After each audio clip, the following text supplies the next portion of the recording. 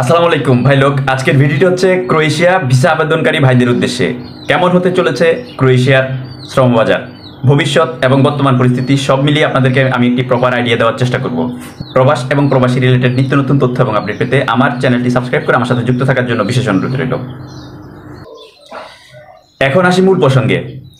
Croatia বিগত 2 মাস ধরে শ্রমবাজার কিছুটা অঘোষিতভাবে বন্ধ বা স্থবির হয়ে আছে। আমরা জানুয়ারি মাসে, ফেব্রুয়ারি মাসে কিন্তু আমরা অনলাইন করছি। জানুয়ারি মাসে আমরা পারমিট ডেলিভারি পাইছি, কিন্তু ফেব্রুয়ারি মাসে কোনো পারমিট ডেলিভারি পাই নাই।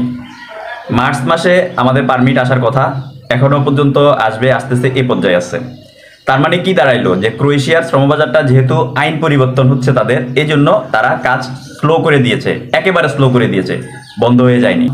আপনার এখন ক্রোয়েশিয়া যেরকম ভিসা একবারে বন্ধ করে দেয় নাই, রেশিও কমাই দিছে, ঠিক রোমানিয়া যখন সেনজেন হওয়ার আগে আগ মুহূর্তের আগে যে পারমিটগুলো আসছিল, ওই পারমিটগুলো তারা ঢালাওভাবে রিজেকশন করে দিয়ে তাদের ব্যাকলগুলা তারা ক্লিয়ার করার পরে তারা কিন্তু এখন কিন্তু আবার রোমানিয়ার ভিসা রেশিওটা ভালো। তো বাংলাদেশের জন্য কিন্তু বন্ধ করে দেয় নাই। ঠিক সেম কন্ডিশনটাই এখন ক্রোয়েশিয়ার ক্ষেত্রে হচ্ছে। ক্রোয়েশিয়া যেখানে আগে বড় বড় কোম্পানিগুলো আপনার যে পারমিটগুলো নিয়ে আসতো, প্রতিটা পারমিট দেখা গেছে অথেন্টিক সোর্স থেকে, অথেন্টিক এজেন্টের মাধ্যমে যদি আনা যেত, একটা পারমিট মানে একটা ভিসা ছিল। কিন্তু বর্তমানে যত ভালো কোম্পানি, যত বড় মাপের কোম্পানি হোক, 100টা পারমিট আসলে 100% ভিসা দিচ্ছে না। আমরা এখনো দেখতেছি যে কিছু কিছু কোম্পানি আছে, কোনো কোম্পানি থেকে যদি আপনার 5টা পারমিট বের হয়, 3টা ভিসা দিচ্ছে, 2টা দিচ্ছে না। আবার কোনো কোনো কোম্পানি থেকে আপনার 5টা পারমিট বের হয়েছে, 5 জনকে ভিসা দিচ্ছে না। আবার কোনো কোনো কোম্পানি থেকে 5টা পারমিট বের হয়েছে, 5 জনই ভিসা পাচ্ছে। তো এটা এমন এমন একটা অবস্থা হয়েছে, গণহারে রিজেকশন হচ্ছে, ভিসার রেশিওটা খারাপ সেটাও বলা যাবে না। আবার ধরেন সবাই রিফিউজ খাচ্ছে, সবাই ভিসা পাচ্ছে, বিষয়টা এমনও না। এখন ধরেন কেন এটা হচ্ছে, এটা হচ্ছে মূলত যেই সকল কোম্পানিগুলো ব্ল্যাক লিস্টেড বা তুলনামূলকভাবে ওই সকল কোম্পানিতে লোকজন গিয়ে পালাই গেছে, এই সকল কোম্পানির কিন্তু একটু ঝাঁঝামেলা হচ্ছে। তো এটা হচ্ছে ক্রোয়েশিয়ার শ্রমবাজারটা সম্পূর্ণ রোমানিয়ার দিকে যাচ্ছে, রোমানিয়ার মতোই।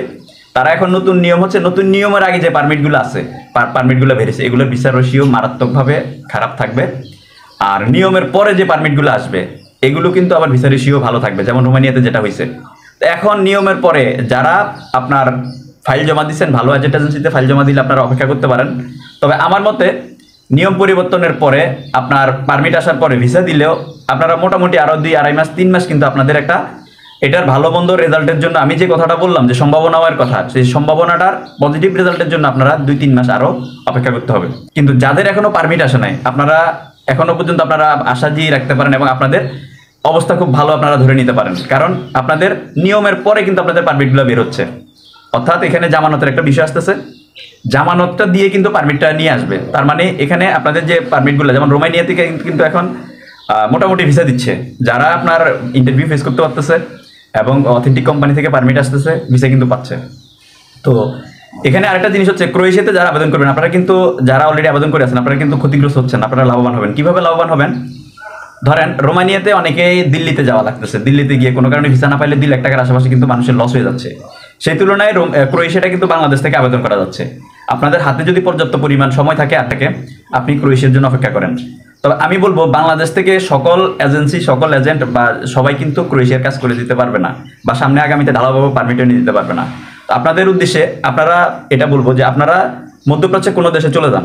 মধ্যপ্রাচ্যের কোনো দেশে গিয়ে আপনারা ওখান থেকে পরবর্তীতে যখন আপনাদের সবকিছু হয়ে যাবে, আপনারা বাংলাদেশে এসে এম্বাসি ফেস করেন, অথবা ওখান থেকে যদি এনওসি দিতে পারেন, ওখানকার প্রপার পুলিশ ক্লিয়ারেন্স দিতে পারেন, আপনারা ওখান থেকে এম্বাসি ফেস করেন।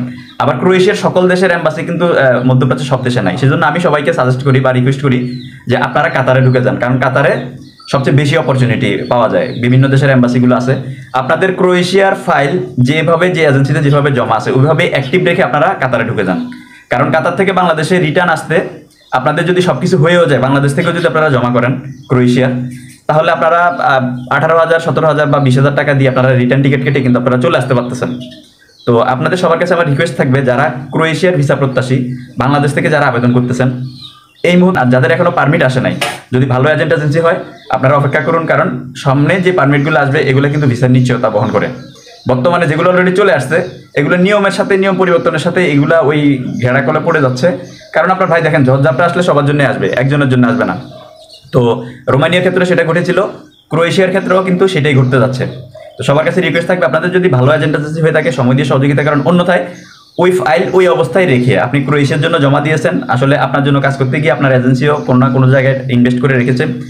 তো আপনি নিজেও ক্ষতিগ্রস্ত হয়ে না, আপনার এজেন্ট এজেন্সিকে ক্ষতিগ্রস্ত করেন না। যেভাবে ফাইল অ্যাক্টিভ আছে ওইভাবে অ্যাক্টিভ রেখে আপনি মধ্যপ্রাচ্যের দেশগুলোতে চলে যান, ওখানে গিয়ে কাজকর্ম করেন। আর আমি বলবো যে কাতার যেহেতু বেস্ট অপশন, কাতার থেকে এনওসি পাওয়া যায়, কাতার থেকে আপনার আসা যাওয়ারও একটা সহজ মাধ্যম সুবিধা হচ্ছে। আপনারা যদি ভালো এজেন্ট এজেন্সি পেয়ে থাকেন কাতারে চলে যান। এই হচ্ছে কথা। ক্রোয়েশিয়া শ্রমবাজার বন্ধ হয়ে যায়নি, ক্রোয়েশিয়া শ্রমবাজার বন্ধ হবে না। আপনারা একটু ধীরে রাখলে, যারা যদি ভালো এজেন্টের কাছে পাসপোর্ট জমা থাকে অপেক্ষা করেন, রেজাল্ট ভালো হবে, ভবিষ্যৎ ভালো। ক্রোয়েশিয়ার শ্রমবাজারের ভবিষ্যৎ ভালো, তবে সেটা আগামী 2-3 মাস পরে অবজারভেশন করে বোঝা যাবে কি করতে যাচ্ছে।